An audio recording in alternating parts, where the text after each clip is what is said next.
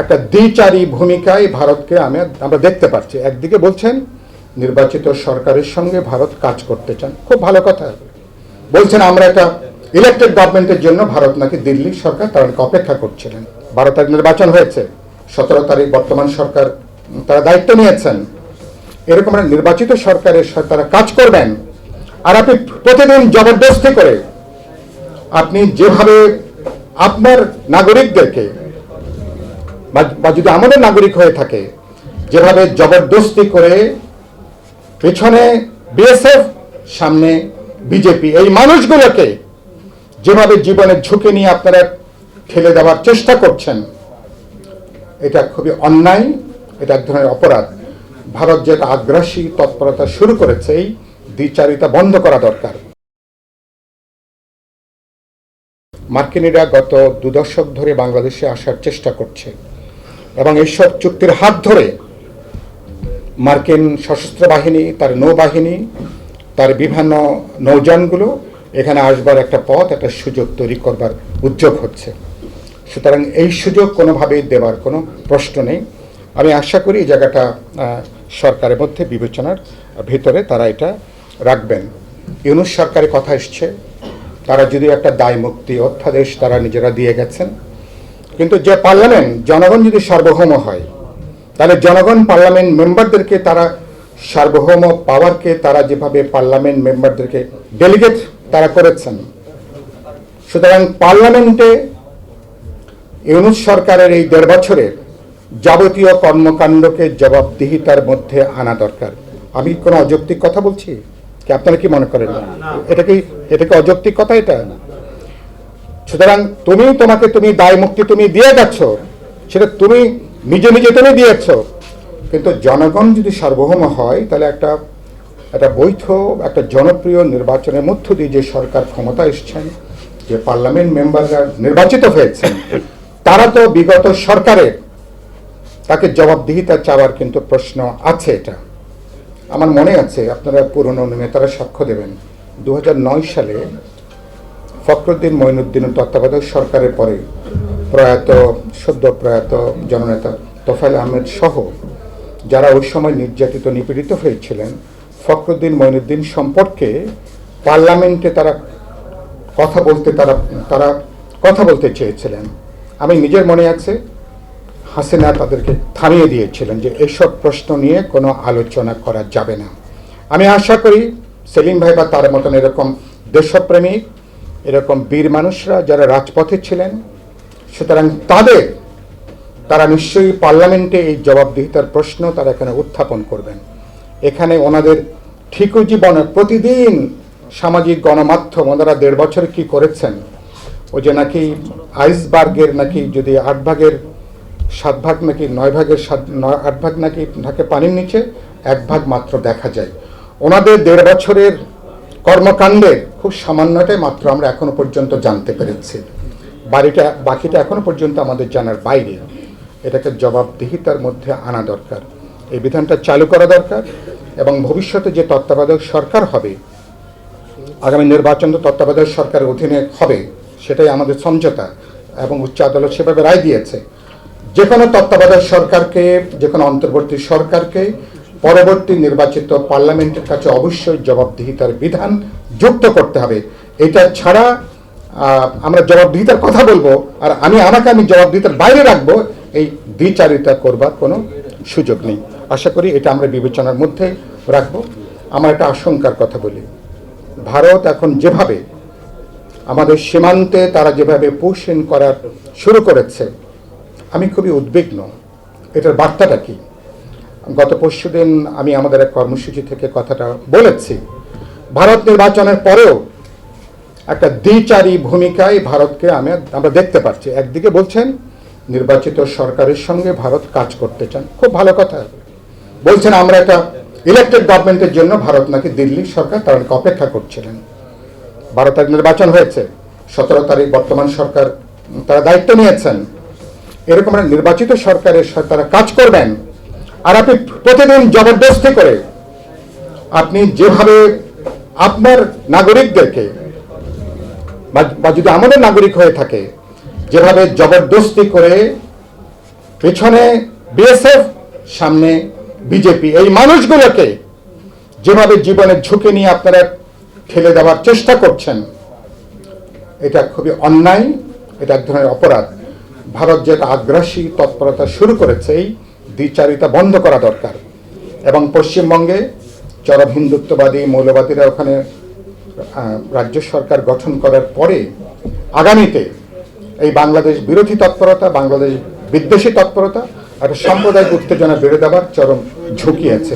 আমার আশঙ্কাটা হচ্ছে এই চাপটা যদি বাড়তে থাকে, ভবিষ্যতে বাংলাদেশ মার্কিনীদের কোলে ওঠার একটা প্রেক্ষিত, একটা জমিন তৈরি করবার পরোক্ষ কোনো মদত কোনো মহল থেকে কাজ করছে কিনা, সিরিয়াসলি এটাকে বিবেচনার মধ্যে এটাকে নেওয়া দরকার।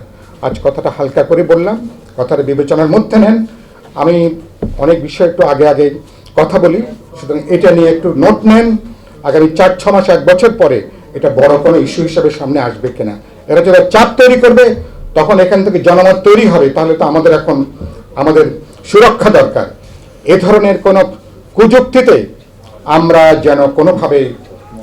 আমরা যেন না থাকি আর কি। এগুলোকে আমি সতর্ক থাকতে বলবো। শেষ করব দুটো কথা বলে। একটা হচ্ছে যে একটু আগে আমি দেখলাম যে আমাদের রানিসা হত্যার রায় হয়েছে এই আধা ঘন্টা আগে।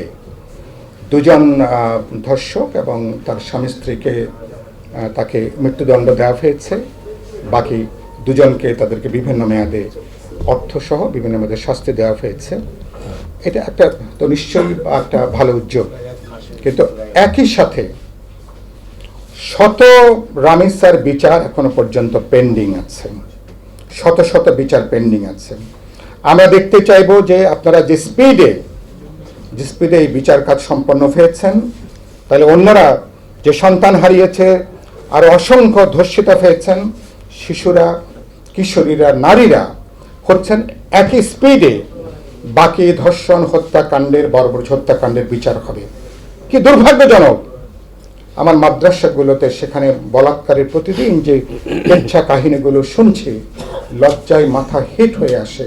সুতরাং এর বিরুদ্ধেও আমি আশা করি সামগ্রিকভাবে কীভাবে একদিকে আইন প্রণয়ন করবেন, প্রশাসনিক ব্যবস্থা নেবেন, বিচারিক কার্যক্রম করবেন, আর জনচেতনা, সামাজিক এবং রাজনৈতিক প্রতিরোধ ছাড়া এই অনাচার এটাকে কোনোভাবে আমরা কিন্তু বন্ধ করতে পারবো না। সরকার তার প্রশাসনিক দায়িত্ব পালন করবে, নাগরিক হিসাবে আমরা সাংস্কৃতিক, সামাজিক, রাজনৈতিক প্রতিরোধের যে দায়িত্ব আমাদের দিক থেকে রয়েছে, আশা করি সেই ভূমিকাটাও আমরা পালন করব। শেষ কথা বলতে চাই, আমাদের এক সাংবাদিক বলছিলেন হঠাৎ করে যে বনলতা এক্সপ্রেস নিয়ে একটু কথা বলবেন। কি বলবো, এটা বিএনপি সরকারের আমলে আমি বলেছি ইতিমধ্যে যে বিএনপি সরকার হিস্টোরিক্যাল, একটা গণতান্ত্রিক, প্রগতিশীল, একটা বহুত্ববাদী, অসাম্প্রদায়িক একটা জনগোষ্ঠীকে নেতৃত্ব দেওয়ার একটা ঐতিহাসিক সুযোগ এখন বিএনপির জন্য তৈরি হয়েছে, তারেক রহমান সাহেবের জন্য তৈরি হয়েছে। এই মুহূর্তে তার যে সুযোগটা আছে, বাংলাদেশে এই মুহূর্তে অন্য কোনো দল, অন্য কোনো ব্যক্তির এই সুযোগটা নাই।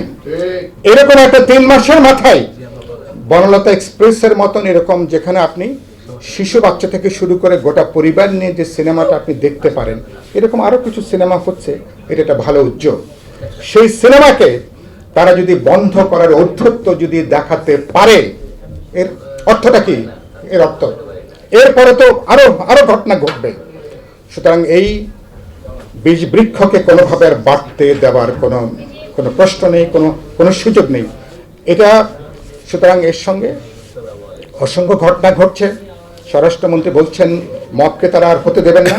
প্রতিদিন আমরা মবের ঘটনা দেখছি এবং পরিষ্কার করে বলতে চাই, এগুলাকে দুর্বৃত্তপনা হিসেবে চিহ্নিত করা দরকার, মব হিসেবে চিহ্নিত করা দরকার। এগুলো আমাদের অসাম্প্রদায়িক, গণতান্ত্রিক, বহুত্ববাদী, প্রগতিশীল, আমাদের লোকজ, আমাদের যে ঐতিহ্য, যে সংস্কৃতি। সুতরাং এগুলোকে, এবং এটাই আমাদের শক্তির জায়গাটা। দেখেন ভারতে ওরা প্রতিদিন যে উস্কানি তারা তৈরি করে, সাম্প্রদায়িক উস্কানি তারা তৈরি করে, আমাদের এই অভ্যুত্থানের পরে উস্কানিতে আমরা কোনো পা দেইনি। এটা হচ্ছে আমাদের অর্জন, বাংলাদেশের অসাম্প্রদায়িক গণতান্ত্রিক যে অর্জনটা। সুতরাং এই সরকারকে আমি বলেছি, এই সরকারকে মাত্র 3.5 মাসের মধ্যে বহুদিক থেকে সরকারকে বিপজ্জনক জায়গায় নিয়ে যাবার চেষ্টা হচ্ছে। দুর্ভাগ্যজনকভাবে সরকার অর্থনৈতিক, সামাজিক সুরক্ষা খাতে সরকার যে সাফল্যটা দেখাতে পারছে, আশাবাদ তৈরি করছে, রাজনৈতিক ক্ষেত্রে, রাজনৈতিক সংস্কারের ক্ষেত্রে সরকার সে আশাবাদটা কিন্তু দেখাতে পারছে না। এই জায়গাটা বিবেচনার মধ্যে নেওয়া দরকার। বিএনপি তার অনেক অর্জন, রাজপথে আমাদের অনেক অর্জনটাকে বিএনপি, আমি জানি না কারা বিএনপিকে পরামর্শ দিচ্ছেন ভেতরে বাইরে, অনেক অর্জনকে তারা বিরোধীদের হাতে তারা কিন্তু দিয়ে দিচ্ছেন। তারা এটা হলো আত্মঘাতী জায়গাটা। আপনি গণভোটের জন্য আমাদের আপত্তি ছিল, শেষ পর্যন্ত আমরা অ্যাগ্রি করেছি, একই দিনে নির্বাচন, গণভোট। বিএনপিও তার পক্ষে তারা দাঁড়িয়েছেন গণভোটে দেওয়ার জন্য। এবং যে পার্লামেন্টে সেলিম ভাইদের বা বিএনপির সমর্থন ছাড়া একটা চুল এদিক থেকে এই টেবিল থেকে এই টেবিলে যাওয়ার কোনো সুযোগ নেই। তো যেখানে এখন প্রায় আপনার 250-র মতন যেখানে আপনার যে পার্লামেন্টের প্রতিনিধিত্ব এবং 8-9টা গুরুত্বপূর্ণ প্রশ্নে বিএনপির নোট অফ ডিসেন্ট আছে, সেটা বিএনপির মতন করে তারা সেখানে করতে পারবেন। সেটা নিয়ে বড় ধরনের কেউ প্রশ্ন উত্থাপন করবে না, সমালোচনা করতে পারি আমরা, কিন্তু বিএনপি আগেই তার প্রশ্ন ব্যক্ত করেছেন। তাহলে সেরকম একটা পার্লামেন্টকে আপনি গণভোটের রায় অনুসারে এটাকে বিল আকারে উত্থাপন করে এটাকে আইনে পরিণত করে সংবিধান সংস্কার পরিষদ করতে আপনার আপত্তি কেন? কেন আপনার দ্বিধা? কারণ আপনার মতামত ছাড়া তো একটা চুলও এদিক থেকে এদিক যাবে না। এবং এটা করার মধ্য দিয়ে আপনি গোটা অর্জনটাকে আপনি বিরোধী শিবিরে ভবিষ্যতের জন্য আপনি কিন্তু দিয়ে দিচ্ছেন। এখানে সেলিম ভাই আছেন, আমি বিএনপির শীর্ষ নেতাদেরকে যাদের সঙ্গে আমার নানা সময় দেখা হয়, কথা হয়, ইনফরমালি কথাবার্তা হয়, তাদেরকে আমি কথাটা বলেছি, প্লিজ এই আত্মঘাতী পদক্ষেপটা গ্রহণ করবেন না। এর মাসুলটা এখন বুঝবেন না, 6 মাস, 1 বছর, 2 বছর পরে বুঝবেন। এরকম একটা ঐতিহাসিক সুযোগ বলেছি না, এই মুহূর্তে তারেক রহমান বিএনপির একটা সময়ের বরপুত্র হিসাবে তার সামনে যে সুযোগটা এসছে, একটা অসাম্প্রদায়িক গণতান্ত্রিক দেশপ্রেমিক, একটা বহুত্ববাদী একটা রাষ্ট্র জনগোষ্ঠীকে নেতৃত্ব দেওয়া, এই সুযোগটা গত বহু দশক পরে আপনাদের অর্পিত হয়েছে। মেহরবানি করে কোনো কুবুদ্ধি, কোনো হঠকারিতা, কোনো নির্বুদ্ধিতায়, কোনো অতি চালাক যারা কোনো এজেন্ডার কাছে এই চুক্তিটা কোনোভাবে এই সম্ভাবনাটা যেন নষ্ট না হয়। তাহলে শুধু বিএনপি পরাজিত হবে না, গোটা অভ্যুত্থান, আমরা সবাই জনগণ, আমাদের কোনো অর্জন কিন্তু বিসর্জনে কিন্তু যাওয়ার আশঙ্কা বাড়বে। change tv.press এক ফোঁটা হলুদ নেই।